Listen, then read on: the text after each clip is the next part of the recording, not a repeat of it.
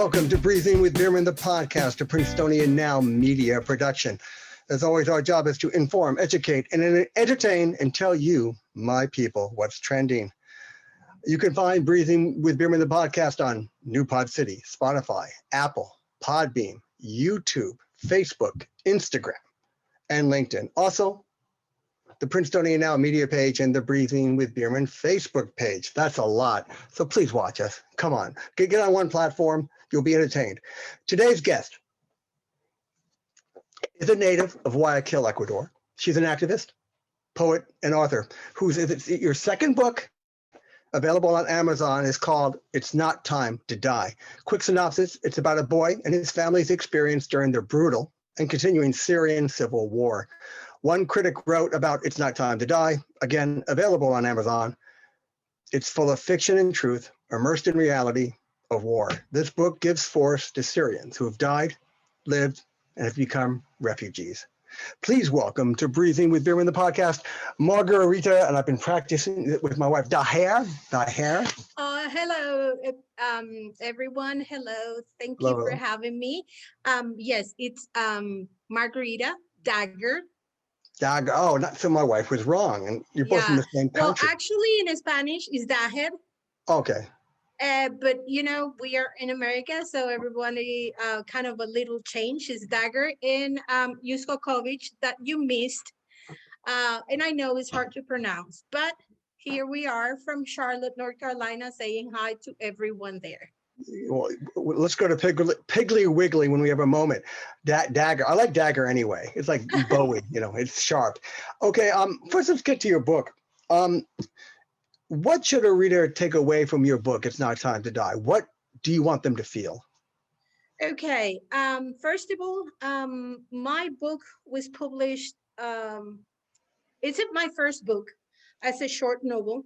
I'm very happy that have been awarded several times in Spanish, and also the version in English came up on the summer of the 2019.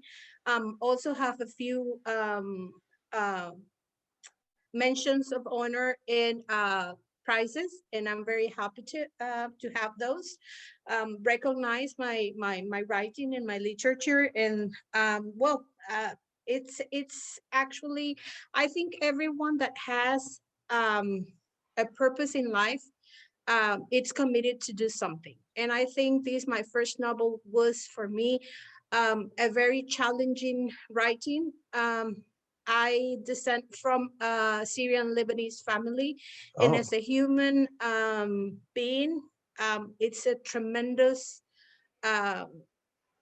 disaster to experience throughout the news and the cameras of TV, and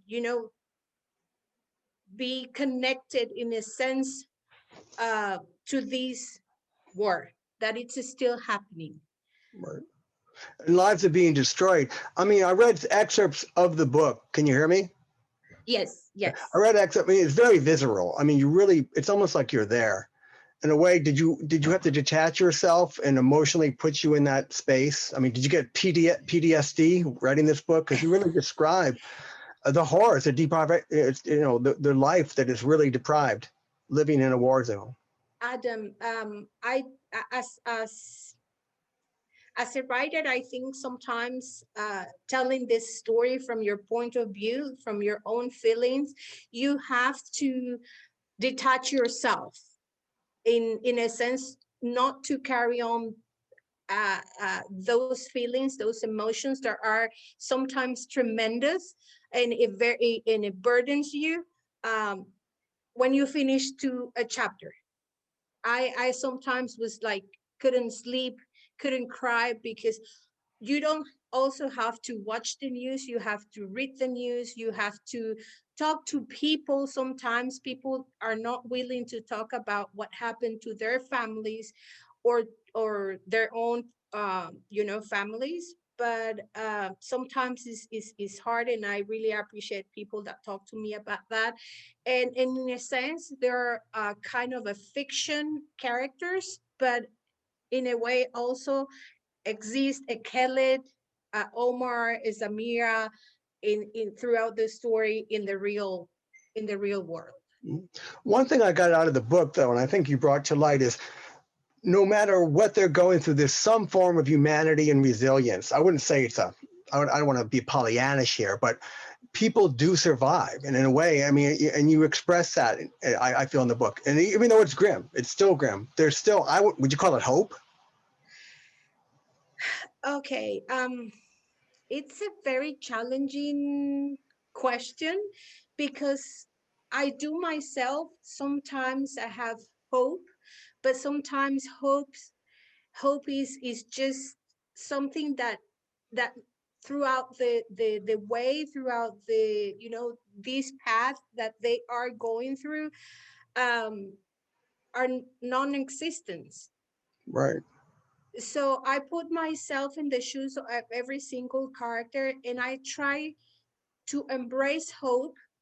And if you read some stories in the news, actually um, people try very hard to keep, you know, faith and hope, in a way of the everyday life, even though it's sometimes not Yeah, that's what, existence. again, maybe that was just my subjective input.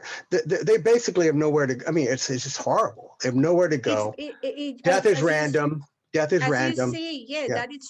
that's a random emotions that sometimes you pick here and there, and you start, you know, making yourself believe that you still have hope in a way to embrace a different future, that it's not longer in your own land. Right. And also just give you a reason to keep going, because I could see why people would unfortunately commit What suicide. else? I mean, Yeah. if you don't have faith and hope, what else do you have? You have Right. nothing. Right. Besides getting awards, though, have you gotten any pushback from Syrian governments? Any positive notes from any rebel groups? I mean, have you touched into that international spectrum, that quagmire?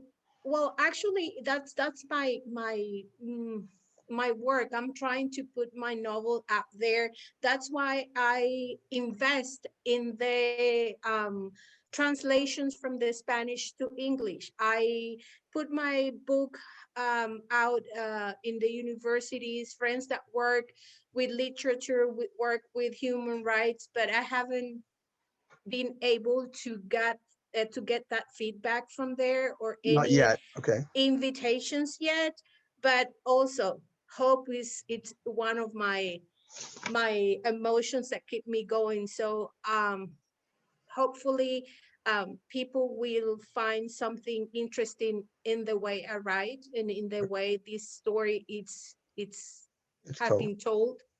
Yeah, it's one of those things. It's like looking for a girlfriend or a boyfriend. You don't think it's going to happen. Then one day, hopefully, boom, something connects and you start moving on. Because I think in a way, so to me, it's like the book, It's Not Time to Die. It's historical fiction, but it's reality too. And you could see that these things that happen to people, and the war itself, which is actually happening, is a reality. That leads to a question from voices from the crowd. Some Spanish speakers wanted to know, how do you find a good translator? I mean, besides costing money, how do you know they're going to translate your book from Spanish, because you're a Spanish speaker, to English the way it should be, so it could be understood? Is Well, that difficult? I'm an independent writer, and I also the publishing company that published my book, it's Hispanic. I'm surrounded by Hispanic in this area because we represent a minority of Latino writers in the States, that are independent writers. And sometimes they don't take the community of literature out there, they don't take us seriously. Uh, but we have connections, and my publishing house has a company, I think it's in New York or New Jersey, that they do translations. Even though it was hard for me, I read it like 3 times before it was published in English, and I tried to correct and translate those emotions that are in Spanish into English. Right, that's the nuance. That's the difficulty.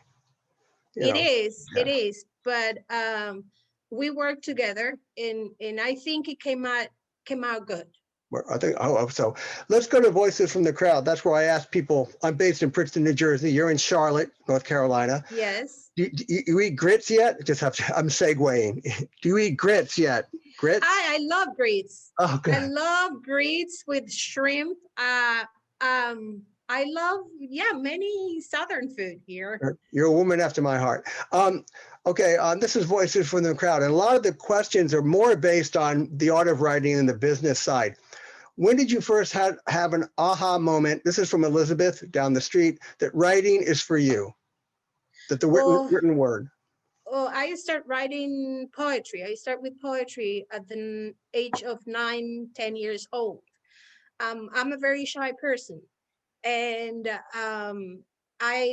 I'm from a family that likes to read and write. My mom used to write poetry as well. Um, my youth was full of books, even now. And my emotions are always expressed through writing. So You think that's a way to get out your since you're for shy, it's me, hard it to emote. works. Right. For me, it So works. I can express myself more in writing than, in talking. this is from George, who's 25 years old and starting to write. What are some common, can you give me any tips to avoid as a novice writer, like mistakes you wish you would know not to make, or things you didn't know about the business before you got into it? Uh, oh, I think I learned along the way. I'm that kind of person that doesn't, think too much about what is going on after.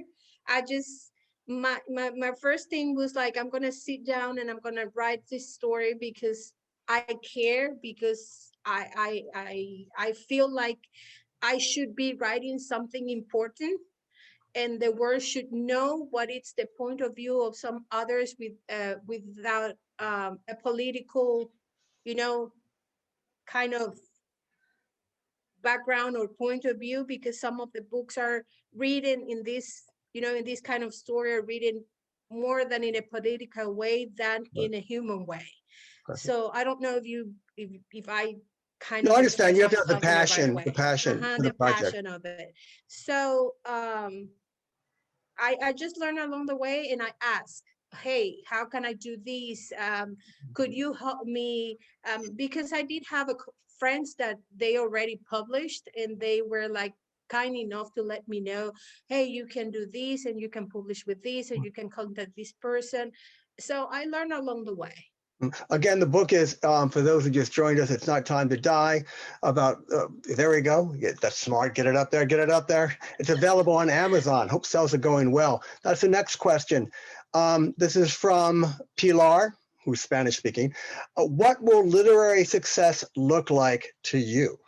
To me, it would be like I get paid to give speeches and I have groupies. I'm just joking. No, but No, and you're not joking. I would love to get paid right. to do that. Well, I I just write, to be honest with you, because it's my passion. I write because I have something important to say to the world. I write because it's the way I can express my emotions. And I can connect with other people the same way. And also because it's my duty to bring something good that people don't know. We are writers, we are good writers, Right. and we should be appreciated, and our work should be, out there to um to get more of what we are. As people, uh as mhm. people. Well, Francis Ford Coppola once said, "Fiction should reveal the truth about reality," and I think that's what your book does. It's not done. I mean, it does. And since you can also, you're allowed to make with the characters you want, you can get in more depth, so you don't have to be tied to an actual person. But I think it reflects them. In our waning minutes, where can they buy your book? What about you can tell us about your website? Okay, my website, it's my name, Margarita, Margarita, Dagger, .com, www.margaritardagger.com. That's my website, and it's in Spanish. But I'm gonna You can try to. translate. You can Yeah, translate. you can translate. Then I have a Facebook page. All my news and everything that concerns to my writing and presentations are open to the public. It's Margarita Dager-Uscocovich. And then I have Instagram that it's m.r.underline author, Dagger author. Well, I advise everyone who will be listening to this interview, please go to Amazon.com and buy It's Not Time to Die by Margarita Dager. And if you mention my name, I get no, I don't get 2% and stuff. Well, I've enjoyed this We go interview. half and half. I enjoyed the interview. I enjoyed hearing about the book, and also your true emotions about what writing does for you, and the business side too. It's still a business too. Well, thank you very much. And this has been Breezing with Bierman, the podcast, a Princetonian Now Media Group. Thanks again. Thank you so much for having me once again. Thank you. Bye-bye. Bye-bye.